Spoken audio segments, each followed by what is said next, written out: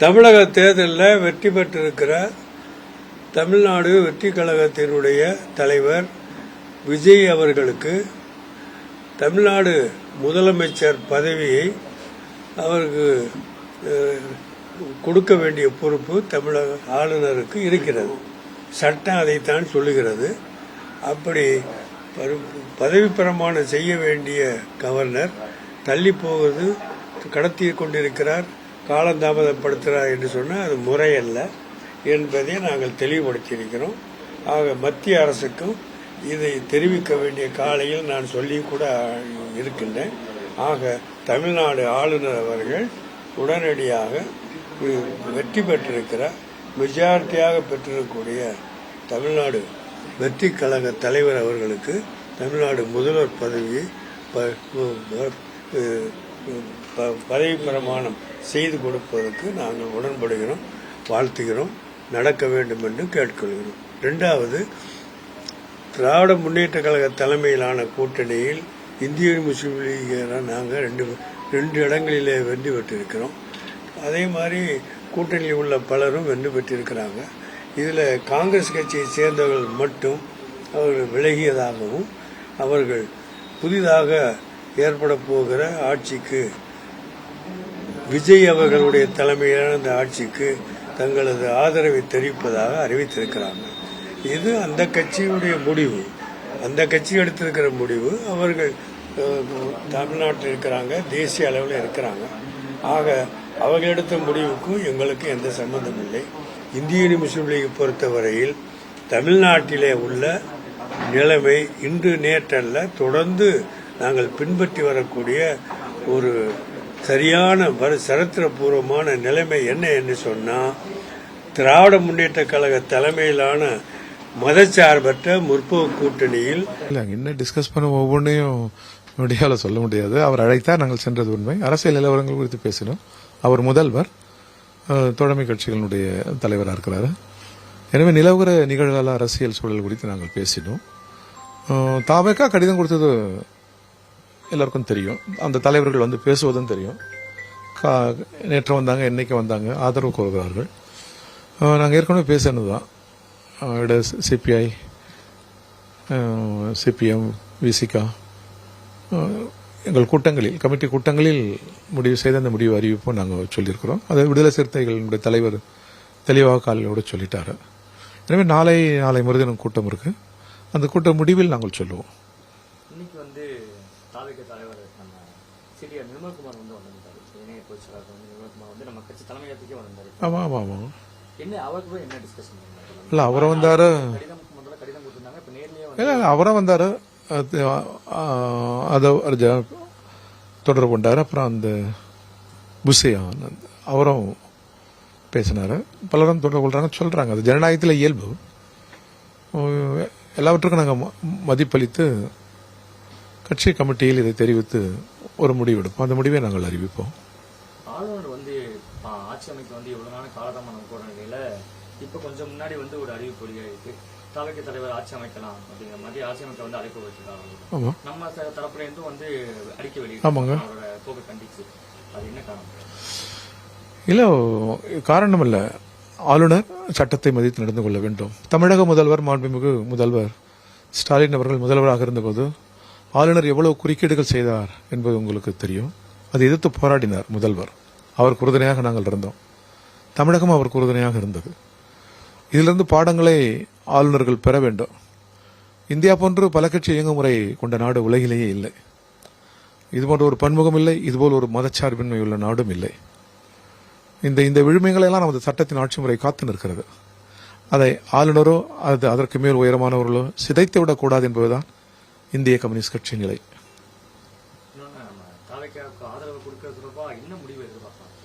இல்ல, அப்படி கணிக்க முடியாது. கட்சி எனக்கு ஒரு கருத்து இருக்கும்.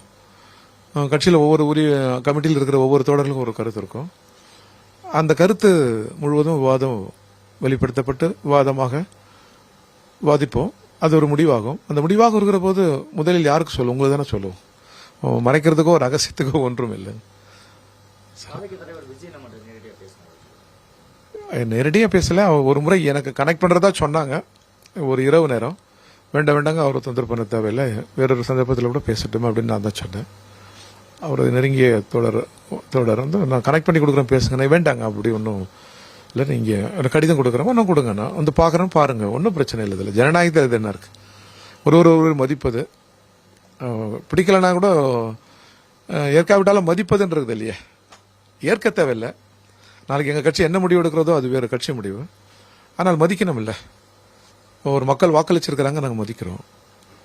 முதல்வரே ஒரு மதிப்பளித்து தானே அறிக்கை விட்டுருக்கிறாரு, மக்கள் தீர்ப்பை ஏற்கிறோன்னு தானே சொல்லியிருக்கிறாரு. அதுதான் தமிழ் பண்பாடு, அரசியல் நாகரிகமும் கூட அதுதான். அது தமிழ் மண் எப்போதுமே காத்துன்னு இருக்கிறது. தமிழ்நாட்டில் முடிவுகள் எவ்வளோ ஆன பிறகு எவ்வளோ அமைதியாக இருக்கு பாருங்க தமிழ்நாடு.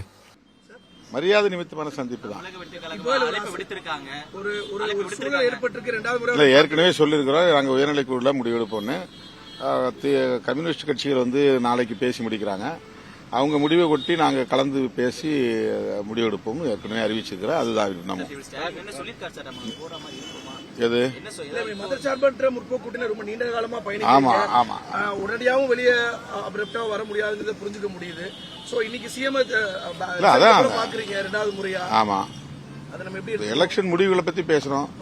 ஒரு மரியாதை நிமித்தமான சந்திப்பு தான். அங்க போறதுக்கு வாய்ப்பு இருக்குங்களா சார்? எங்க உங்களுக்கு ஆதரவு தெரிவிக்கிறது இல்ல, அது நாங்க உயர்நிலைக்கு உள்ள முடிவு பண்ணி தான் சொல்லுவோம். நான் தனிப்பட்ட முறையில் ஒரு மேஜர் டிசிஷன் எடுக்க முடியாது. இல்ல ஒரு தனி கட்சியா அவங்க அதிகாரிகள் இடங்களை பெற்றிருக்காங்க, ஆனா கவர்னர் அவரை ஆட்சேபிக்க அழைக்கலங்கிறது எப்படி புரிஞ்சுக்க முடியாது? இல்ல, கவர்னர் வந்து முன்கூட்டியே வந்து 118 பேரை காட்டுங்க அப்படின்னு வந்து கேட்கறது வந்து சட்டப்பூர்வமானது அல்லன்னு சட்ட வல்லுநர்கள் சொல்றாங்க.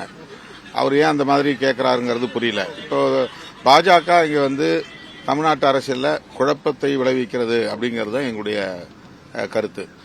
ஒரு லார்ஜஸ்ட் பார்ட்டி, பெரிய கட்சி, அவங்கள வந்து ஃப்ளோரில் போய் உங்களுடைய பெரும்பான்மையை நிரூபிக்கணும்னு தான் சொல்லணுமே தவிர முன்கூட்டியே என்கிட்ட காட்டுங்க அப்படின்னு சொல்றதுங்கிறது இதுவரையிலும் அப்படி மரபு இல்லைங்கிறது தான் உண்மை.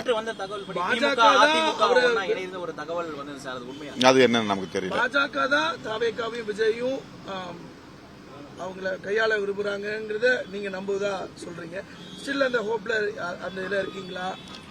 இல்ல, அவரை கையாளுறாங்களோ அல்லது தமிழ்நாட்டு அரசியலை கையாளுறாங்களோ ஏதோ ஒரு வகையில பாஜக தலையீடு செய்து கொண்டே இருக்கிறது. கவர்னருடைய நடவடிக்கைகள் அது உறுதிப்படுத்துகிறது. இப்போ கவர்னர் மூலமா ஒரு நெருக்கடி கொடுக்கறதும் அது ஒரு அரசியலமைப்புக்கு எதிரானதுதானே பார்க்க வேண்டியது. கட்டாயமா அவர் வந்து காங்கிரஸ் வந்து ஆதரவு பெற்றது. திமுக கூட்டணியில் இடம்பெற்றுள்ள இடதுசாரிகள், விடுதலை சிறுத்தைகள் மற்றும் இந்திய யூனியன் முஸ்லீம் லீக் போன்ற கட்சிகளுக்கு ஆதரவு கேட்டு கடிதம் எழுதியிருப்பது, இதுவெல்லாம் வந்து பாஜகவுக்கு ஆத்திரத்தை மூட்டியிருக்க வாய்ப்பு இருக்கிறது. அதனால விஜய்க்கு வந்து இந்த மாதிரியான நெருக்கடியை தருகிறார்கள் என்று நாங்கள் நம்புகிறோம். உங்களுடைய முடிவு நாளைக்கு ஆமா, நாளைக்கு. அதான் இன்னும் நாங்க அதிகாரப்பூர்வமா அறிவிக்கல என்னைக்கு கூட்டம், அந்த கூட்டத்துல தான் முடிவு பண்ணுவோம். நாளைக்கு என்ன அறிவிக்கல. ஐயுஎம்எல் கட்சியோட தேசிய தலைவரிடம் எங்கள் கட்சி தலைவர் கையெழுத்திட்ட ரிக்வெஸ்ட் லெட்டர் கடிதத்தை நாங்கள் அளித்தோம், ஆதரவு கோரியிருக்கிறோம். அவங்க கட்சி நிர்வாகிகளோட சேர்ந்து அவங்க செயற்களோட பேசி ஒரு முடிவெடுக்கிறோன்னு சொல்லியிருக்காங்க. பார்ப்போம், நாங்கள் ஹோப்ஃபுல்லாக இருக்கிறோம். ஆளுநருடைய நடவடிக்கையை தமிழக வெற்றி கழகம் எப்படி பார்க்குது? இல்லை, ஒரு ஆளுநர் கண்டிப்பாக இந்திய அரசியலமைப்பு சட்டத்தில் என்ன இருக்கோ அதோட படிதான் நடக்கணும். ஒரு தமிழ அதிக பெரும்பான்மை, அது சிங்கிள் லார்ஜஸ்ட் பார்ட்டியாக இருக்கிற தமிழக வெற்றி கழகத்தை அழைக்க வேண்டியது கான்ஸ்டிடியூஷனில் கொடுக்கப்பட்ட நிர்ணயிக்கப்பட்ட ஒரு விதிமுறை தான். எந்த ஒரு மெஜாரிட்டியாக இருந்தாலும் அதை ஃப்ளோர் ஆஃப் த ஹவுஸ், சட்டமன்றத்தில் தான் ஒரு மெஜாரிட்டி ப்ரூவ் பண்ணணும். அதுதான் பல வழக்குகளில் உச்சநீதிமன்றம் தெளிவான தீர்ப்புல கொடுத்துருக்காங்க. ஸோ இதுதான் நடைமுறை, இதுதான் சட்டமும் கூட. கண்டிப்பாக எங்கள் தலைவர் அவர்கள் பல கட்சிகளிடம் ஒரு ஆதரவு கோரி எங்கள் கடிதத்தை கொடுத்திருக்கிறோம். கண்டிப்பாக நல்லது நடக்கும் என்று நம்புகிறோம். ஆளுநர் தாமதப்படுத்தும் பட்சத்தில் சட்ட நடவடிக்கைகள் மேற்கொள்ள ஏன்னா நேரம் ரொம்ப குறைவா இருக்கு. இல்லை, நேற்று தான் நம்ம கொடுத்துருக்குறோம், இன்னைக்கு திரும்பவும் சந்திச்சிருக்கோம். பார்ப்போம். பெரும்பான்மையை நிரூபித்துட்டு தான் பதவி ஏற்போம் சொல்றது எல்லா கூட்டணி கட்சிக்கு எல்லாமே எதிர்ப்பு தெரிவிக்கிறாங்க. ஆனா தாவேகா கடுமையான எதிர்ப்புகளை தெரிவிக்கலன்ட்டு விசிக ஒரு குற்றச்சாட்டு இந்த விவகாரத்துல. இல்ல, கண்டிப்பாக இதை பற்றி நாங்க பேசி ஒரு உரிய முடிவை தலைவர் அறிவிப்பார். தாவேக்கா ஆட்சிக்கு வரக்கூடாதுன்னு திட்டமிட்டு ஒரு பின்னாடி ஏதாவது சரி இருக்கு நீங்க ஃபீல் பண்றீங்களா? யாராவது ப்ளே பண்றாங்கன்னு நினைக்கிறீங்க? இல்ல அது இப்ப நடக்கிறது இல்ல, முன்னாடி இருந்தே நடந்ததுதான். தேர்தலுக்கு முன்னாடியே தமிழக வெற்றி கழகத்தின் மீதும் தன் தலைவர் அவர்கள் மீதும் பல்வேறு ஒரு திட்டமிட்ட ஒரு சதி நடந்ததுன்னு எல்லாரும் ஊருக்கே தெரியும். அதை மீறி தான் இன்னைக்கு தமிழகத்துல ஒரு தனியும் பெரும் கட்சியாக நம்ம வந்திருக்கோம் மக்களோட ஆதரவுனால. இது புதுசு இல்ல, தலைவருக்கும் இது புதுசு இல்ல. அதான் தலைவர் நேற்று கூட சொன்னாரு, உங்களுக்குலாம் வேணா அது புதுசா இருக்கலாம், எனக்கு அது பழகிருச்சு, பாத்துக்கலாம். கண்டிப்பா அதாவது டிலே தான் பண்ண முடியும். ஒரு விஷயத்த, ஒரு சட்டப்பூர்வமான ஒரு விஷயத்த கொஞ்ச நாள் தள்ளி போலாமே தவிர அதை தடுக்கலாம் முடியாது.